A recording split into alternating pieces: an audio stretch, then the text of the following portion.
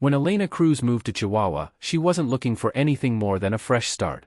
She had just lost her job in Mexico City and was tired of the noise, the chaos, the never-ending pressure. So when her Aunt Lucia offered her a place to stay and a job at a family-run bridal shop in the heart of downtown Chihuahua, she packed her things and left without a second thought. The shop was old-fashioned but beautiful. A pale pink awning stretched above large glass windows where mannequins stood in elegant white gowns, lace gloves, and satin veils. It was called La Popular Bridal Boutique, a local institution that had been around for nearly 100 years.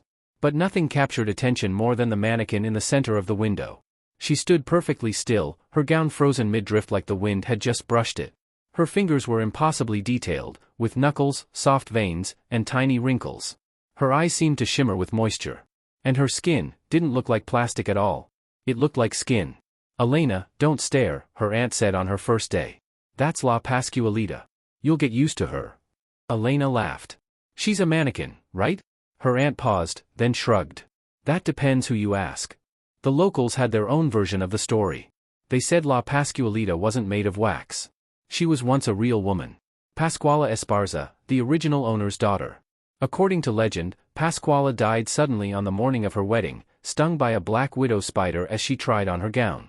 Her mother, shattered by grief, couldn't bear to let her be buried in the ground. Days later, a new mannequin appeared in the shop window. And no one had ever seen a mannequin like that before. Elena thought the whole thing was ridiculous. Ghost stories wrapped around grief, the kind small towns clung to. But still, something about La Pascualita unnerved her. When she was alone at the shop, it always felt like the mannequin was watching. Sometimes she would leave the window lights off, only to return and find them glowing softly. Other times, she swore the mannequin had shifted slightly, a finger tilted, the chin raised. One night, she stayed late to finish organizing veils in the back room. It was past 9 p.m. when she heard the faint click of high heels across the marble floor. Her heart jumped. She called out, but no one answered. When she stepped out, the shop was empty, except for La Pascualita, standing closer to the front glass than before. Elena forced herself to laugh it off. She went home, slept with the lights on, and told herself it was just stress. But the other employees had stories too.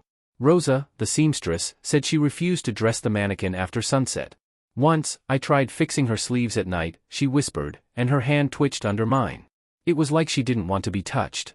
Carlos, who cleaned the shop, said he'd heard someone crying softly from the display window after hours. "I thought maybe it was a recording," he said. But then the lights went out. Everything went dead quiet. Except the crying kept going. Elena began digging into the shop's history. She found old news clippings about Pascuala's death, but nothing about her body being buried. No grave. No obituary. No funeral photos. Just a single photo of her in her wedding gown, smiling, full of life, and hauntingly similar to the mannequin in the window. Then came the dream. Elena found herself standing inside the shop, but everything was covered in dust. The gowns were yellowed, the mirrors cracked.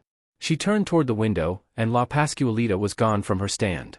The mannequin stood behind her instead, alive, flesh and bone, but her skin was gray, her mouth stitched shut with wire. Her eyes locked onto Elena's. And she whispered without speaking, "Let me rest." Elena woke in a cold sweat, gasping, her hands trembling. She tried to brush it off, but the dream clung to her like a wet sheet. The next day, she didn't go to work. Instead, she went to the city archives. What she found only deepened the mystery. There had been several complaints filed over the decades, all mentioning the mannequin. Allegations of bodies going missing from nearby funeral homes. A priest who'd attempted an exorcism in 1981. A former employee who claimed to have seen the mannequin's eyes move during a lightning storm and resigned the next day. Even stranger, no one could confirm who actually owned the shop anymore. The original family had supposedly left Chihuahua years ago, but the store remained open, operated quietly by new managers and quiet staff. Elena's aunt had never met the true owner either. Everything was passed down through caretakers. Elena became obsessed. She snuck into the shop one night with a flashlight and a screwdriver. It was reckless. Desperate. But she had to know. She approached La Pascualita slowly. The silence of the shop pressed in on her like a thick fog. Her hands shook as she unscrewed the mannequin's base. Then, carefully, she lifted the hem of the gown and pointed the flashlight beneath. What she saw made her drop the light and stumble back in horror. Her legs were not hollow or plastic. They were textured. Real. Slightly decayed.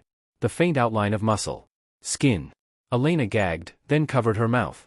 Something moved in the shadows behind her. A whisper. A sob. She turned, and saw La Pascualita's face. But her head had tilted. Just slightly. Watching her. Elena fled the shop that night and didn't return for days. When she finally came back, her aunt confronted her. "You went too far," she said quietly. "She's not hurting anyone. Why stir the dead?" Elena couldn't believe what she was hearing. "So it's true?" Her aunt didn't answer. Just turned away. Word spread. Elena had told a few people. Someone posted online. Tourists began coming in droves again, not for dresses but for the dead girl in the window. They took photos.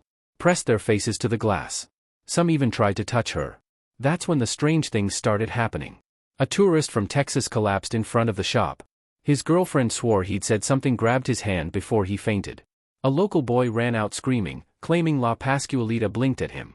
Then Rosa, the seamstress, was found unconscious one morning, her hands covered in fresh punctures, like tiny needle pricks. The shop was falling apart. Customers vanished. Employees quit. Elena tried to reason with her aunt again, begged her to let her contact the authorities, the church, anyone. But her aunt shook her head. "You don't understand," she whispered. Pascuala was loved. Her mother preserved her not just out of grief, but to protect her. To keep her from the afterlife. Because something waits for her there. Something worse. What could be worse than this? Elena cried. Her aunt's voice cracked. Pascuala wasn't just a bride. She was promised. Not to a man. But to something else. Something that came for her that morning. And her mother stopped it, by preserving her in flesh. The air seemed to turn ice cold.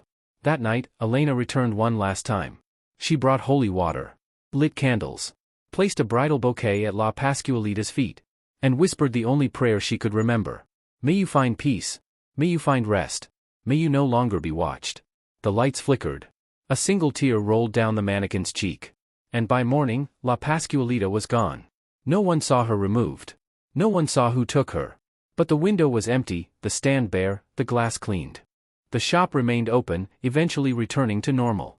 Tourists lost interest. Elena stayed in Chihuahua, but never worked at the boutique again. She never spoke of La Pascualita again. But some nights, when she walks past the shop alone, she feels something behind her. Watching. Waiting. Because some brides never make it to the altar. And some corpses never stay buried.